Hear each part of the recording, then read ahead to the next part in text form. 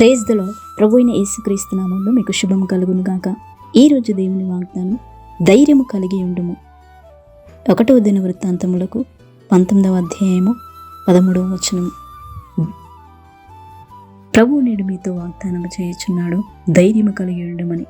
అవును నా ప్రియ సహోదరి సహోదరులారా, మీరు దేని విషయంలో అధైర్యపడకుడు గాని ప్రభు యందు నమ్మిక ఉంచి, విశ్వాసం ఉంచి, ఆయన యందు భయభక్తులు కలిగి, ఆయన ద్వారా సహాయం కలుగునని ఒక గొప్ప ధైర్యం కలిగి ఉండుము.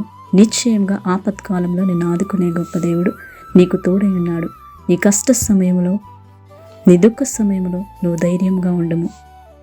ఇశ్రాయేలు ప్రజలు దేవుని యందు విశ్వాసం ఉంచి నడిచారు గనుక శత్రువుల మీద విజయం పొందగలిగారు.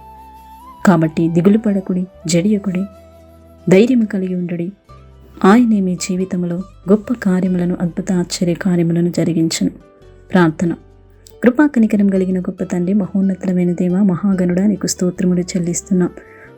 మా ఆధారం, మా సమస్తం, మా ధైర్యము నీవై ఉన్నావు కనుక మీరే గొప్ప కార్యములను జరిగించమని ప్రతి ఒక్కరి మొరను దయతో మీరు ఆలకించండి. నీ యందు విశ్వాసం ఉంచున్న ప్రతి ఒక్కరిని మీరే ధైర్యపరచమని, బలపరచమని, మీరే నీ గొప్ప కృపను చూపి సహాయము దయచేయమని నజరేయుడైన యేసుక్రీస్తు నామములో ప్రార్థించి అడిగి వేడుకుంటున్నాము తండ్రి.